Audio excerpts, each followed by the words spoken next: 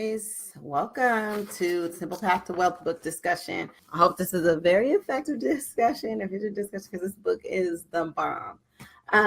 It definitely changed my perspective on how I looked at financing because, not financing, how I looked at investing, because it took me a long time to invest because I was stuck.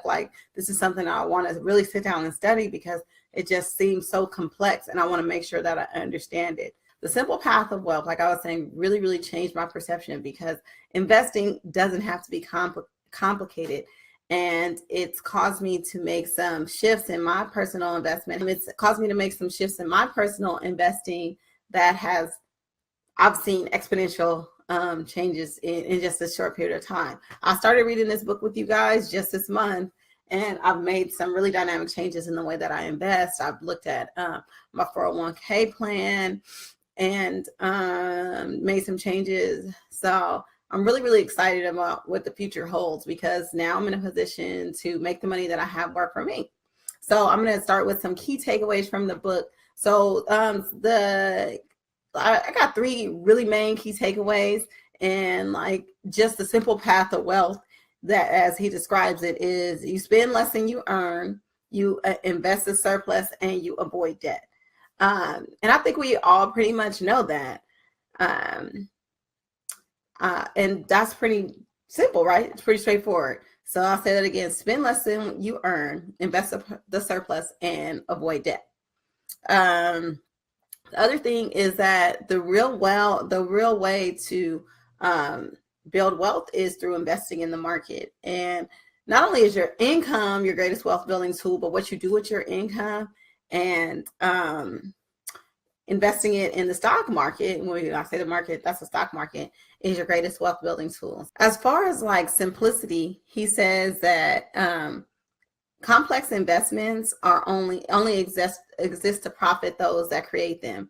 So the barriers to entry that a lot of us face is because the people who have created these expensive financial products or really complex mutual funds or investment options have made it complex, because then you have a reason to go to them and spend your money instead of really researching and understanding how to invest on your own. He also addresses fears. A lot of people have fears in investing. I've heard people say that investing is like gambling. Being in the stock market is gambling. And definitely day trading is when you go in and make trades, sell a stock, buy a stock, and do those on a more regular basis. That's definitely gambling, because that's speculation, and that's what gambling is: speculation. Okay, I think I can guess what the market is going to do, just like you think you're going to guess what cards you're going to get when you gamble. You can overcome those fears by knowing that if you put your money in an investment is something that you put in and you let it grow long term. This is money that you're going to put in and you're not going to access it for a minimum of 5 to 10 years. So that's what we're using our investments for. The simple path that he describes is actually just owning index funds, which are low expense ratio funds. Index funds are basically funds that use the S&P 500, which are the top 500 companies as in the country, in the US, as a marker. So those companies fluctuate by whatever the top companies are. So the least performing companies fall out of the mix. The top performing companies move up, and that's how it goes. So you automatically take the risk out of those companies that fail, as opposed to a single stock. You're volatile to the whims of the market going of the price of that single company going up and down, whereas these companies average out, and so you're kind of hedging yourself against a company failing. It's really all about at the end of the day, freedom is more important than anything. And it's written in the context that he wants to give his daughter this piece of information that's really simple to understand. His daughter is not interested in learning about stocks and bonds and all the nerdy stuff that he's into. But if he could just simplify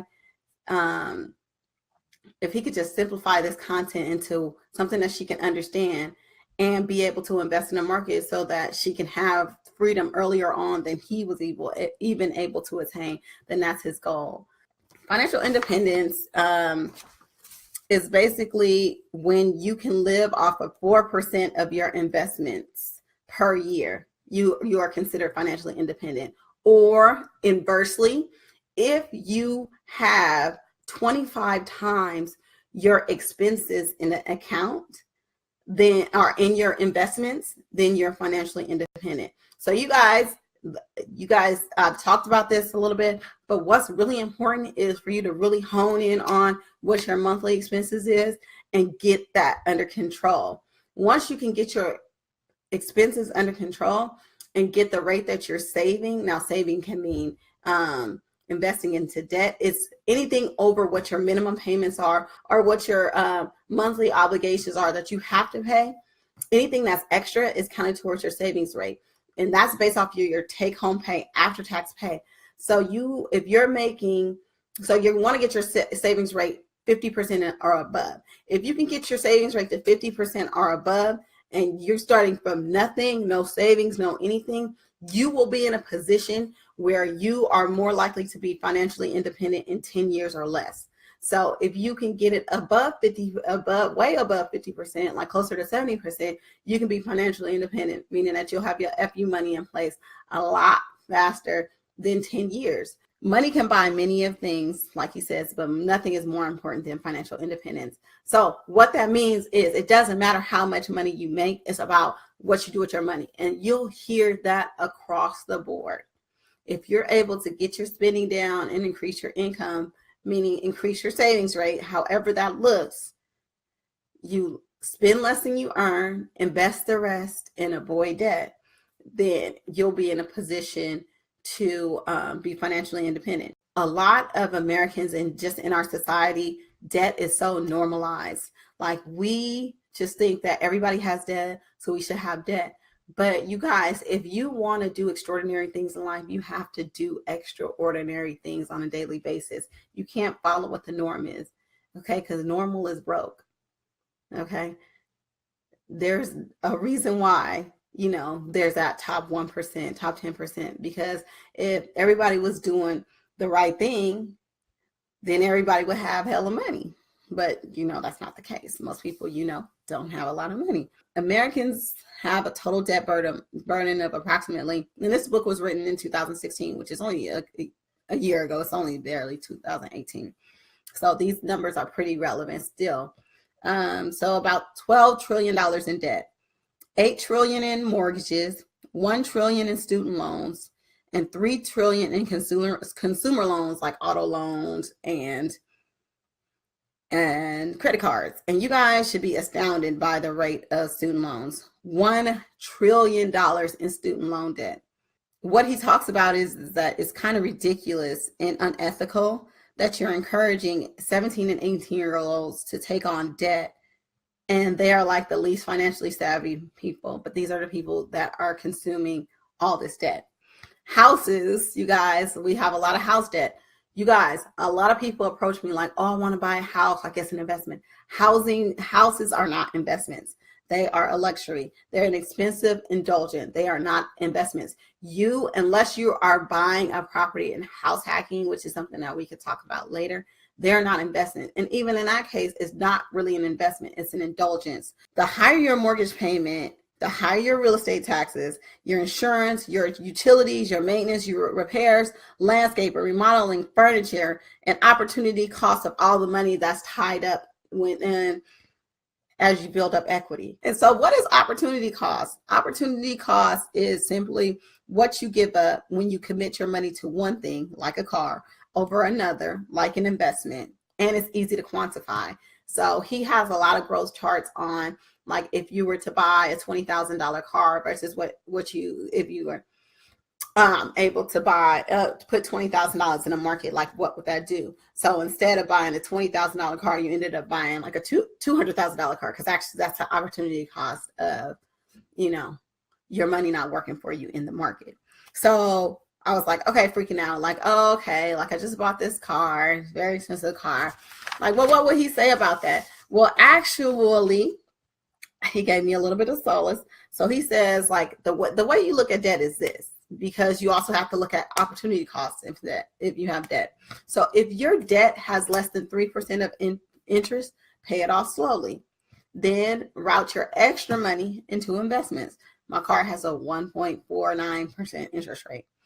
So I was like, okay, that sounds cool. And so I just chunked all my extra money that I was going to put down on this car, because, I'm in debt elimination mode and I had all this money stacked away that I was going to put down towards my car. I actually put that into my investment account. So you want to fund your 401k until your match. So a lot of people, you guys, find out what your match is. Tomorrow, your assignment is when you go to work to talk to your whoever manages your 401k, find out at Washington, where I work, we have a person that's actually physically there on site. You can talk to them or you can call them, but they're there like I think every day of the week in the cafeteria. You can sit down and talk to them, and you can find out what your company match is and how much you need to contribute to meet that match. And it's usually based off of your income. If you've already met that, then you should come out after you met that match, then you should come out and fund a Roth. So then you would come out, if you qualify for a Roth, you would fully fund a Roth, and the max you can put in a Roth is $5,500. So once you have that funded, then you can go back into your company and then finish funding your 401k or 403b until it's fully until it's maxed out. So right now, the income limit for people my age is $18,000 a year. So you want to have it invested at least $18,000. And then after that, you come out and then you put your money into a taxable account. And that's what I'm talking about. The account my personal account that I have at Vanguard is taxable investments. And the good thing about taxable investments is it's not in a retirement account. Like I can access that at any time. So like I said, like I'm planning to retire early. That's where the funds I would draw off of is in my personal account. Now, when I get to 65, the other money in those retirement accounts are going to just like keep on growing and growing and growing, because I'm not really accessing those. HSA is a powerful, powerful tool in investing. And he talks about those required minimum withdrawals when you get older. That's a way to hedge against that too. But like just value bombs throughout the book, and that's something that you guys should get the book for. And I have an announcement when we're all finished. So just so you know, you can start your own endowment. You can start your own charitable account, and Vanguard has a way to do it. And they have low fees, so you can do that. Yeah, so those are like ways to hedge against taxes and retire and invest. To give in a charitable way, which will help you with your taxes later on. So this is game about like saving in taxes. A lot of people are like, I don't want to make more money because I'm just going to get taxed. And that's not the fucking truth. Make your money and learn how to leverage against taxes. Okay. If you guys have worked other places and you have a 401k or a 403 and 403b in other places, you guys need to take that money out of that account. Do you know that when you leave a company, the chances that your expense ratio has changed is drastic? And you probably don't even know what that money is invested in. So go into Vanguard again, open an individual retirement account, and you say that you want to roll over your funds. List all the places that you've ever worked that you might have a retirement, and get that information for those accounts and roll that into one lump sum individual retirement account. And then you have control. You invest that money into BTSAX or whatever the total stock market fund that you can afford at that time is. What's the next book? I'm thinking about 2 books. I think I'm going to put a poll up in the group and then see what you guys think. I'll do that sometime tonight. And do I believe in a 3 to 6 months emergency fund? I do. But not for me. You know why? Because I'm a nurse in Northern California and people call me every day for a job. And if I'm out of work, I can find a job really, really fast. And I am in a unique situation. I'm giving away a Simple Path to Wealth book, you guys. For the people that participated live on this call, let me know if you want a Simple Path to Wealth book, the physical book, and I'll send it to you. But you have to promise to share the knowledge in there with somebody. And I just want you to write how this book has impacted you and what actions you're going to take in the future because of this book. All right, cool. Bye, guys.